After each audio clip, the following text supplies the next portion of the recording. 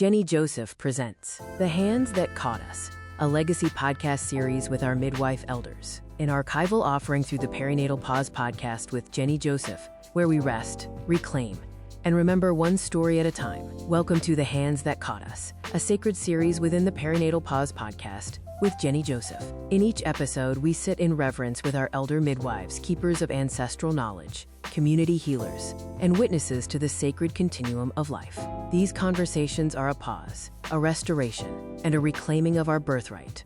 These are the stories that built us, and these are the stories that sustain us. Well, hello, welcome. I cannot believe I'm going to sit down with the wonderful, my dear friend and sister, Sheila Simms Watson. Welcome, Sheila. Oh, thank you, Jennie. It is such an honor and a pleasure to be here with you this morning. Thank you. Thank you. Sheila, we go back. I mean, I can't even keep up with how far back, but as long as I've been in the US and as long as I've known you and loved you, I've felt like I'm home whenever I'm around you. Mm-hmm. As we're doing this podcast series, The Hands That Caught Us, we're looking at and talking to the current grand midwives in the United States. And you are one of our grandest grand midwives. Tell us, how long have you been in midwifery, Sheila? Midwifery. Okay. So the Blue Ridge Mountains of Virginia is where midwifery started for me. And I relocated to in 1990. That's when I went. 1990. And I apprenticed and with a traditional midwife in the Blue Ridge Mountains of Virginia from 1990 to 1991. Let me know, when did midwifery hit you? Were you a young girl? Was it teenage? How did you know? Sometimes I think about that and I look back in my mind's eye and I can remember being in grade school and I was in classes that were considered CP or college preparatory or something. And we had to draw what we wanted to do or be or something like that. And I remember drawing a nurse, and maybe that's the nurse's cap with the little symbol on it, the Red Cross or whatever. I remember that in grade school. But midwifery, it was my own pregnancies and births, which planted the seed of midwifery in my life. So you'd had children before you started in 1990? My first son, I became pregnant in 1980, and he was born in the spring of 81. And my second child was born in the spring of 83. And with that first child, there was a neighbor of mine next door who was pregnant the year before me. I knew about 5 women, and of those 5 women, 4 had cesarean births. And in the 80s. In the 80s, yeah. Interesting. And so one friend sent me to her OB that she had a cesarean with, and it just did not resonate. And so I had a friend from Puerto Rico. Her name was Inez Guzman. And she said to me, "Girl, you need to find a midwife." And I'm like, "Midwife? What's that?" So that sent me on my search. I went to the library. I found couple books, but the one I remember was a yellow book, and it was about midwives. And specifically in the back of the book, it had the birth center in New York City.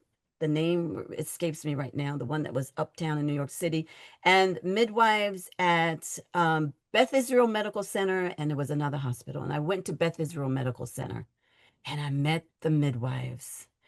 And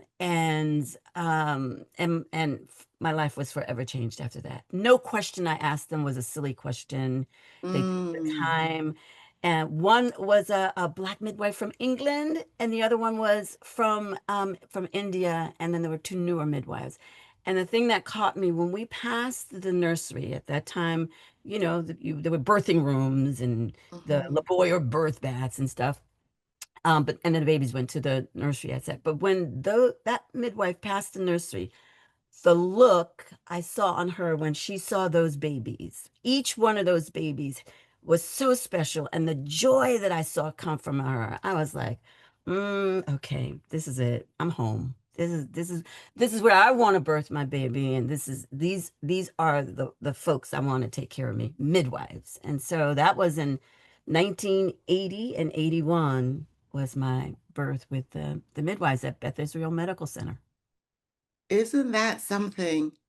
I Yeah. think, and as you describe it, you're so clear, even now, thinking back on the embodiment Hmm. almost of midwifery, right? Like it's not just here's the professional label or the credential, Yeah. but Yeah. you speak about the embodiment of how you were able to sense and perceive, but also witness Yes. from another midwife Yeah. what midwifery is. Yeah. Yeah. Yeah. Yeah. Wow.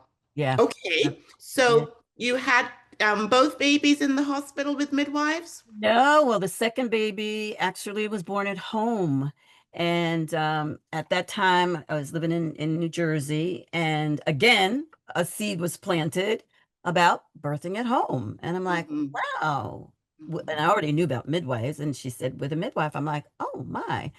And so that journey led me to finding a midwife to help me birth my baby at home in 1983.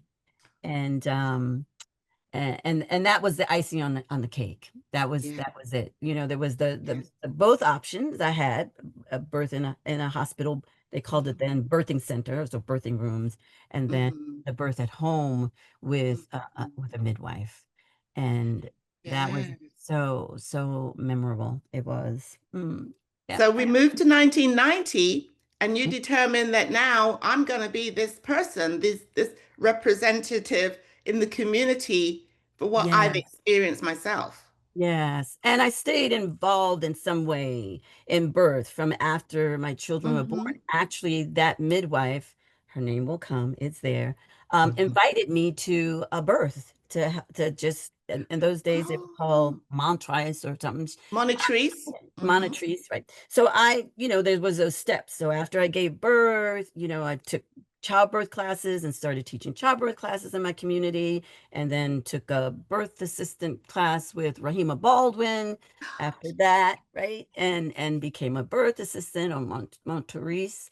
And then eventually it was, my calling was like, okay, you know what you're really supposed to be doing here. Come on, girl, come on. And so I did. I answered the calling, There and you then go. I in 1990 I moved to the Blue Ridge Mountains of Virginia and started a apprenticeship with a midwife there. And in 1991 I started catching babies in the Blue Ridge Mountains. Yeah, Wow, that's yeah. just really, it helps us to see, as those of us who do answer the calling, and so many of us are called, you know, Hmm. I find it hard as someone who moved to the United States myself, with the Yeah, British training, yeah. that it was like I had no research, no clue. I just got off a plane, came to fulfill, I came to be married actually. I fell in love with an American, came to marry him and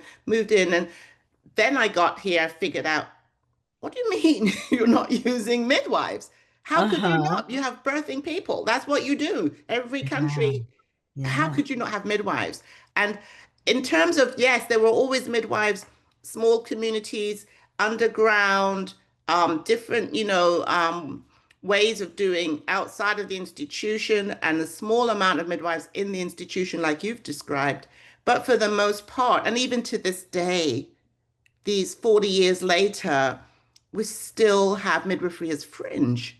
Yes, yes, We're yeah. out on the outskirts. We're considered, oh, that's boutique, or that's, shishi. You're just having the Yeah, option. It's like getting an acupuncturist or, right, right. mhm, Yeah, yeah, yeah. It's I feel that it's changing or has to change. It's so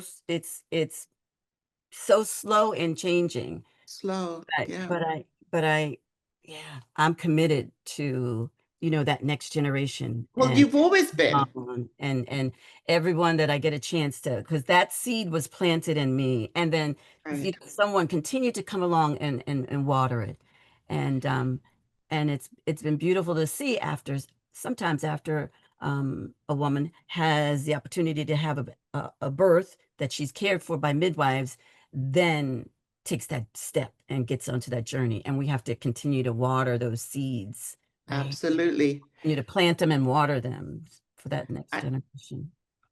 I remember how we crossed paths because you were already doing and being that person that you just Right. described. You were out there. We would find each other at conferences for Yeah, midwives, yeah, right? And yeah. I mean, I always remember you. One of the things that always stuck with me about you, Sheila, was how you might be at a conference, but you were also still 100% on call and ready, no matter where you were in the country. If you Yeah, had to jump back on a yeah, plane and go back to help yeah, that mama if she labored. Like I remember that so clearly about how you were so committed and dedicated to your families at the same time you were working the movement. yeah, yeah. Well, yeah, and I'm not saying anything that wasn't given to me. You can't be a midwife and not be political, There you right? go. Right? I mean, the politics of midwives of midwifery is also a part of us caring for, our families. And so yeah, we're often wearing those two hats, those same hats, right? Yeah. I think I remember the first time we met, because there was a gathering or conference up in the Orlando area, I think. Oh, it And was that one? Okay. I think it was that one, but Yeah. I just remember the joy. I was like, oh my goodness, oh my goodness, this woman. Because I remember you had a school, but and just you were in it, Jenny. You were making the way, making the way, and Well, this is the thing, like you say, the politics have always been a part.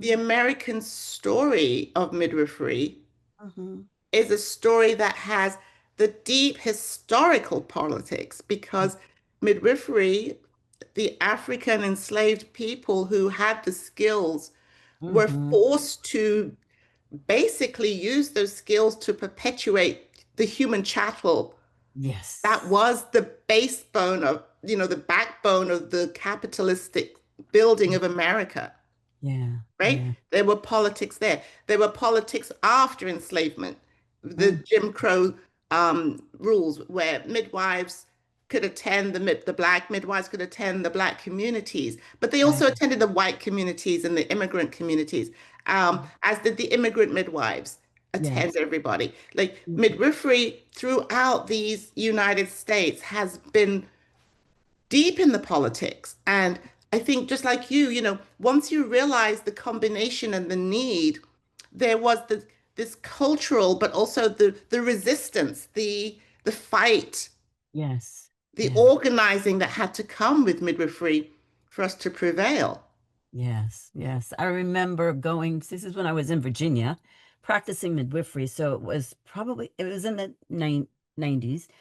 And you may remember the year, but one of the midwives there, Trenley Wood, she was involved in the then organization MANA, and she encouraged me to go to the conference in New York City at that time. It was at the World Trade Center, which is no longer there.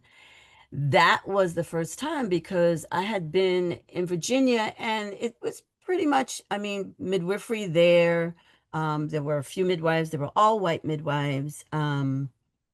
And so at the MANA conference was my first opportunity to see Black midwives, midwives of color. And Billy Avery was the speaker person, the Keynote. keynote speaker at that time. And I sat mesmerized and I was in awe. And then I met Makata, and I met so many of the members that this escapes me, but have passed on. We went out to dinner that night, and they told me the stories, the real stories, the true stories of the beginnings, and the midwives of African descent and their and I was like this. My chest got bigger and bigger, and I was Oh my goodness, that for me was such a milestone in being able to connect with my sisters Mm. and with midwifery in that way. Yes, the MANA conferences, that's the Midwives Alliance of North America, and they ran for decades. Yes. No longer, but during that time, during that era, that was the annual opportunity for midwives to gather. But Mhm. I had a similar experience. It was the American College of Nurse Midwives Conference, and I think the year was 94, 93, 94, something like that. And Mhm. similar experience. I roll up to this conference. I was um, not actually at the conference, but was able to meet with some of the midwives, the Black midwives. Same thing, met in the rooms, just was in awe. Like, Yeah. what have we found here? Like, this is Yeah. the gold mine, like Yes. the mother lode. And Yeah. what that meant for me and the transition from, midwife in the professional role of, I was a hospital trained midwife, so I had that sort of background, but the movement building midwife, the Yes. political midwife, the midwife activist, Yes. those Yes. seeds were planted as I looked around. I feel even emotional just saying this now, just thinking Yeah. back to that time Yeah. of what it Yeah. meant to be able to Mm. see someone else who looked Yes. like me, to Yep. understand the historical place that I had Yes. landed in, to take Yes. on the responsibility even of moving Yeah. that forward. Yeah. Yeah. And not feeling so lonely and alone, right? You know? Yes. Yeah. And over the years, I mean, I remember one of the midwife conferences, the MANA conference, where Jamara was Yes. a young midwife. And I think we have Yes. pictures of We you, have me, and pictures of that. Jamara at Yes. that Yes. one from Yes. back in the day. Yeah. Yeah. Yeah. So that next generation of midwives is so, key and important, Yes. Yeah. Yeah. Yeah. Yeah. What, let's talk a little bit about, the impact of having to be a Black woman, a Black midwife, a Black person in this ecosystem. Like, how does that show up as far as, trying to manage the things that the United States puts in front of us, all of us, and as, coming from the space of being in the communities of such dire straits, really. Hmm. How do you, what has your experience? How have you managed to traverse those kinds of places and spaces? Hmm. That's a good one.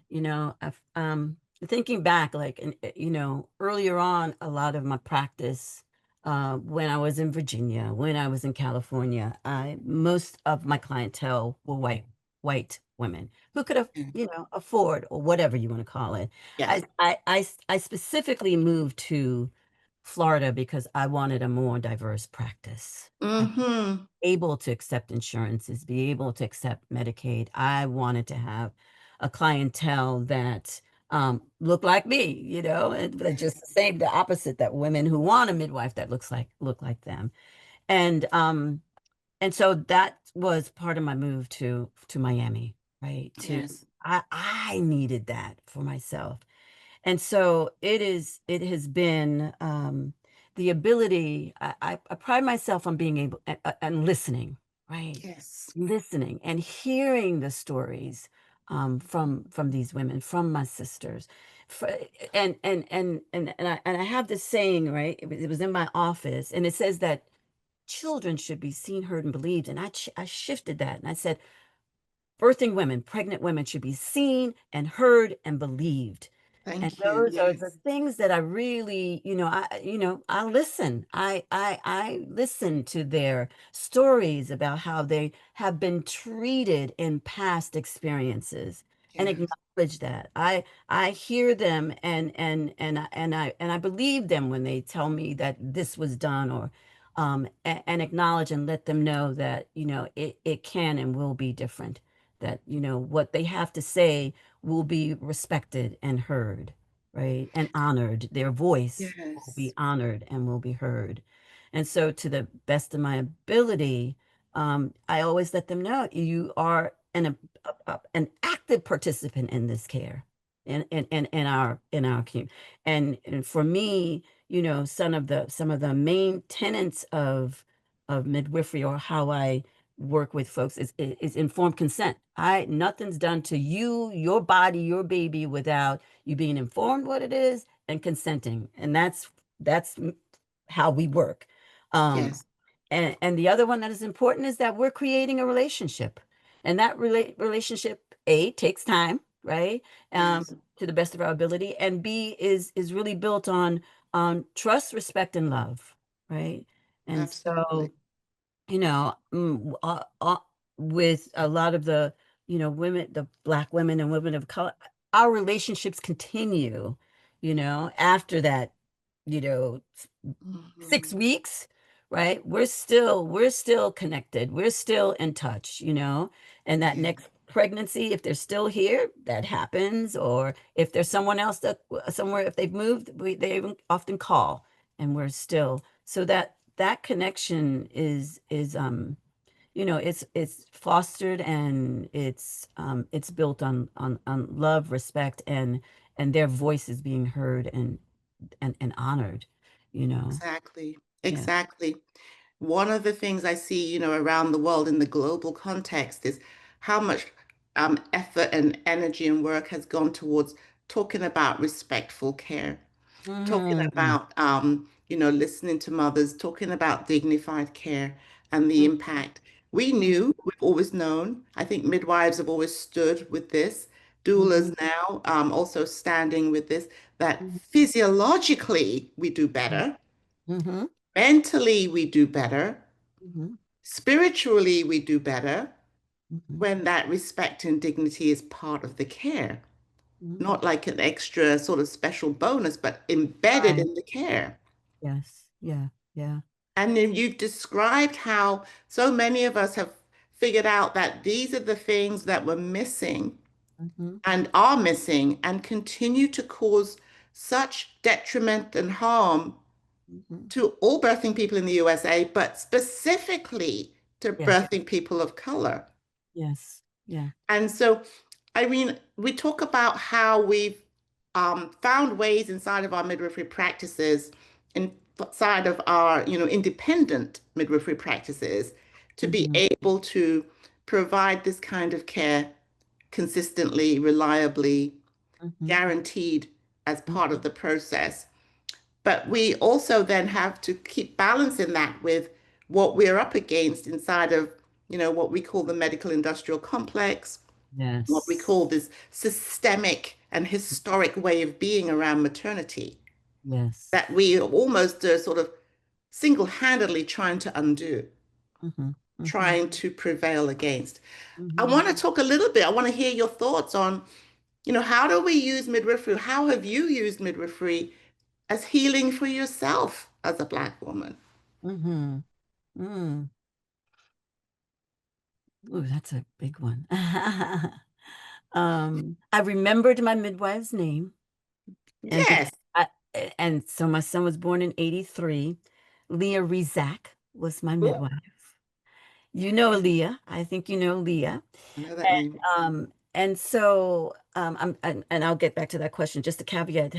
What's healing for me is that once I became a midwife, um, my son was 17 years old. I was here in Miami. I was a midwife. I saw on a MANA conference, there was a MANA conference in the west coast of Florida, maybe it was.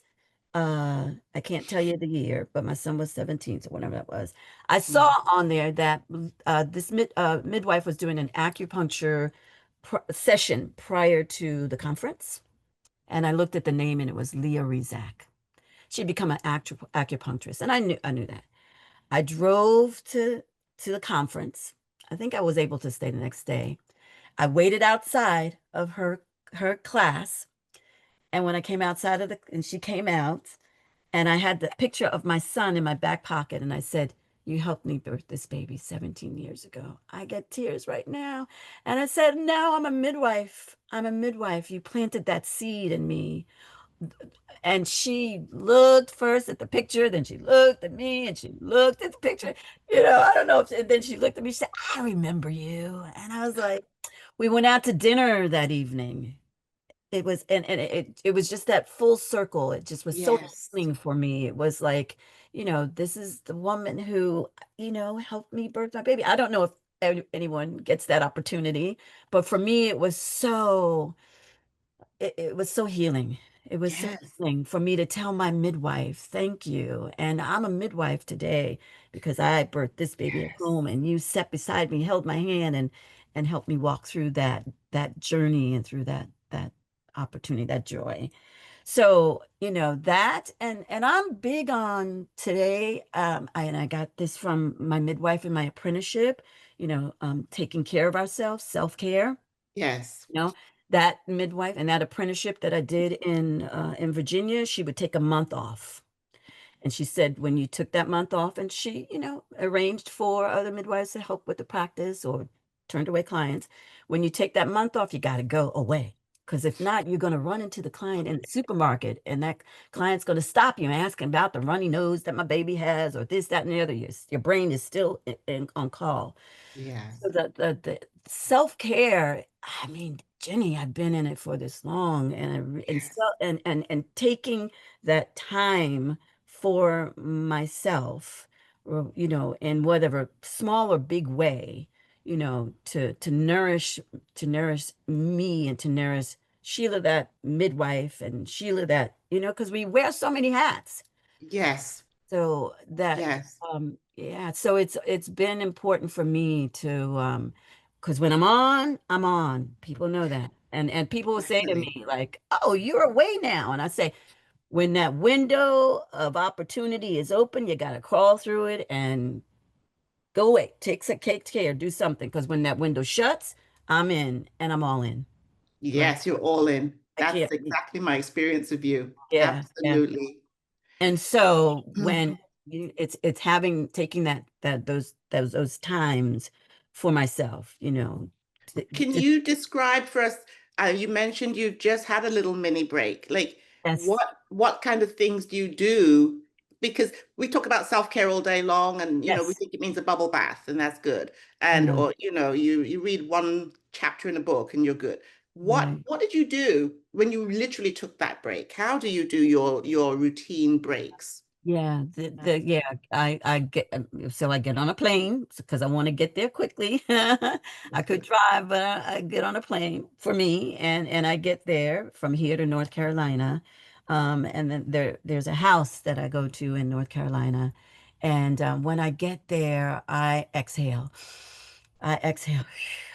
I let it all go and say hello to the house. So what I do when I'm there, it's in the mountains. I sit on the porch often and I look at the mountains. I see nature. There's Mhm. trees all around me. So I allow myself to be immersed in nature. Those mountains sort of hold me and ground me, and I watch nature, and you know, I, you know, I have conversations with myself, but I'm sitting often. I'm there usually with my partner, with my husband, sometimes with the grandkids, but the times that I need for myself, we take walks. We Yeah. walk. I walk. We walk. There's a lake that we go to, and we'll walk around the lake. And sometimes it's in silence, and sometimes we're talking. I eat good food. He's an awesome cook, so I'm fed well. I've gained some weight, but I eat well. And that's my time when I can do uninterrupted reading. I don't get a chance to really read when I'm here because Mhm. that's when I get to do uninterrupted reading and to, get into a book. And, that's sort of, yeah, I'll get a massage. There's a massage therapist that will come to the house. So, yeah, so those are the things that I do. And then when it's time to leave, I take a big inhale so that I can bring it back and continue Yes. once continue doing the work that I need to do here. So that was 5 days. We left on Sunday and came back on Friday. Sometimes I get a week, sometimes I'll get 10 days. But it's Yeah. definitely a routine part of how you manage. Yeah. Yes. Yeah, Yes. those pauses, those it's a pause. It's like sometimes I'll tell, those students, and students are running, so they don't listen, but I'll just say, it's time to hit the pause button, because I find That's out right. if you don't, your body, I tell somebody they wind up in the hospital, I'm like, dang, you probably could have just gone away on a little vacay or something, and if that is all appropriate, right? But Yes. hitting that pause button, we have all this now about the nap Mhm. revolution and napping and stuff like that. I'm not really a napper.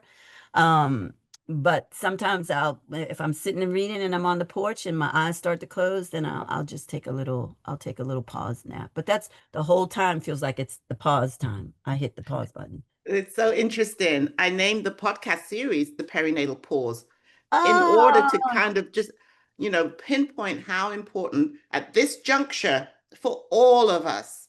We hmm do need a pause. We really do. We've got to yeah, stop this craziness that has become our movement, our work. yeah. You mentioned the students, and Sheila, over the years, you've helped me with our school. You've been a Mhm. teacher for us. You are a preceptor for us. It means so much to me that we have been able to engage our elder midwives with such vast experience to support the work of these young uns, these littles, as they come in with the Yeah. stars in their eyes. I mean, Mm-hmm. what advice do you have for these powerful people who are showing up in the space, who are like, I'm here, I'm called, I'm ready. And Mm-hmm.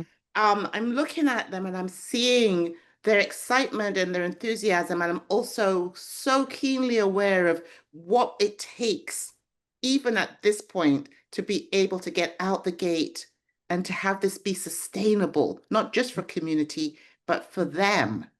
Mm-hmm. Mm-hmm. Yeah. What thoughts do you have on our young ones, and how do we protect them while we grow them? Right. So yeah, that's a lot, and that's a big one, and I feel that commitment to, that next generation, especially that next generation of Black midwives, as you also do, and I'm so grateful for your school, and so for me with these, of course, the skills part of it is important, that they get the skills and this, that, and the other.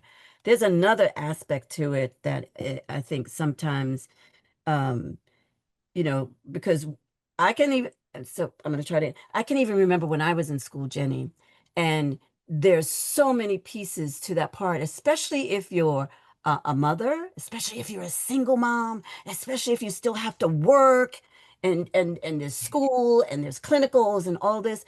By the time you're done with all of that, sometimes it's like, now, shoot, I don't, you know what I'm saying? That all of that is now kind of deflated a little bit, I think, Yes. or just like discouraged or Yes. something. And then that next step of, the exams and the insurance and the money piece of it, right? Yes. Money piece of it. So I feel like, what part can I hold for this student to help them to be able to continue? And a lot of it is, my experience or the wisdom and being, just kind of, because I learned, we all learn, and I learned the hard way. I tried to hold it all and do it all. Yes. But what part can we hold and what part can we support? I love it at SBJN, where a lot of the students are also working and being paid like a living wage Yes. while they're students, so that they can pay for midwifery school, they can cover childcare, right? And just looking at ways to be able to support and take some of the stress That piece. off of these students, right? How can Yes. what ways can we do that, right? I always think about, with the students, I'm not the enemy here, Right.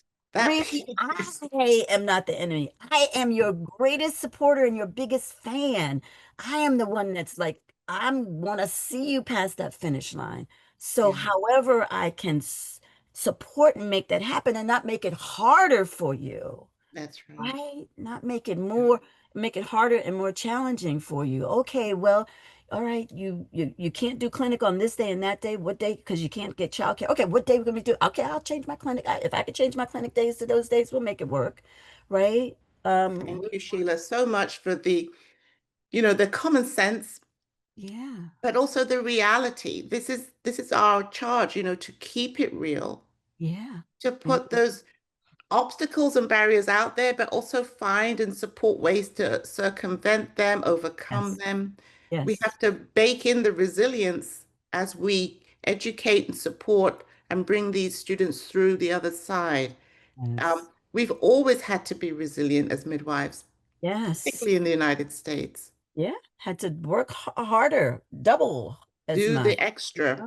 If you Yeah, think about how the grand midwives prevailed yeah, through the Jim Crow era, through yeah. the purposeful eradication of their profession, the Right, right, giving of licenses only to take them away, force right, them to retire. right. You know, there's so many things along the way that have shown us clearly Mm-hmm. that we must be resilient. Mm-hmm. Yeah, yeah. And so however what little piece of that, puzzle or pie for this, uh, next generation of midwives, whatever piece we can kind of support and hold and break down those barriers for them or help them Yes, move through those barriers in whatever yes, way, then, it's my charge sort of to do that. yeah.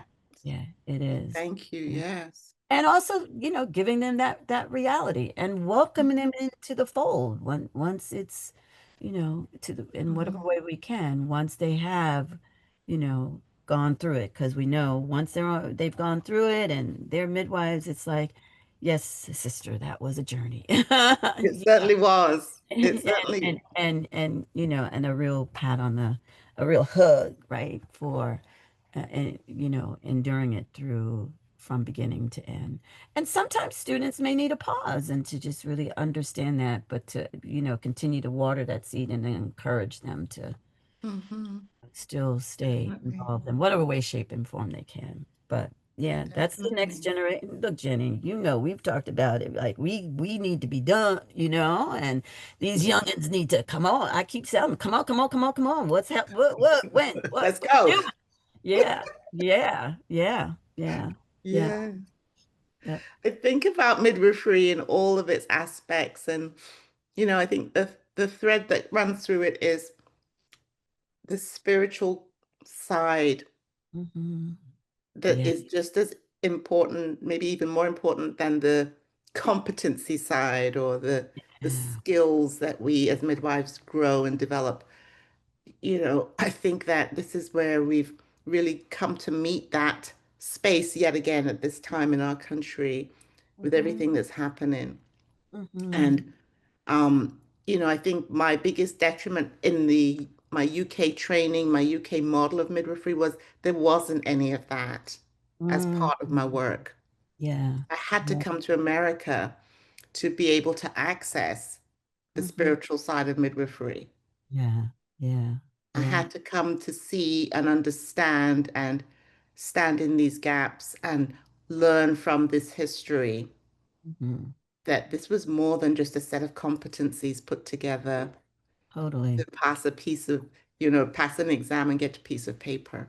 Yeah. Yeah. No, it definitely, I can remember my times in Virginia and, getting that call at 2 in the morning and Yeah. the road, sometimes there was a long drive or it's dark at night. And there was always be this prayer that I would get as I'm driving and, Mother Moon guide me, as I travel, something that you say, right? Something that you call in even for a moment, the ancestors or the spirits or the Mhm. moon, just for that guidance. Because Yes. it's bigger than we are. How many times have we gotten to a birth and it's whatever, how many hours, and it's like, oh, every skill that I have, I've used, right? And then I have to go into the bathroom and it's like, okay, I need some divine guidance here, right? And so it's major key in importance, I mean, in whatever. I have a daily sort of a spiritual practice, and so I always ask for that guidance, Yes. for that clarity, you know, Yes. for that, that wisdom, Mhm. that birth is bigger than me. And sometimes, all that, one of my teachers said there's a difference between, fact and truth. All those facts in the books and all that stuff is one thing, but the truth is another thing. And spirit comes through with that truth, I think, right? Absolutely. So, Wow. um, having, it ain't gonna work, if we get out there and, especially for these youngins and hang a shingle and think we're a Top Gun, right? Because, Riffrey has a way of like, oh yeah, okay, let me show you, boom, you know, Oh my and gosh, so having true. something bigger than all of that is, I mean, something that that grounds you, that really grounds you, is majorly necessary and important, right? Yeah.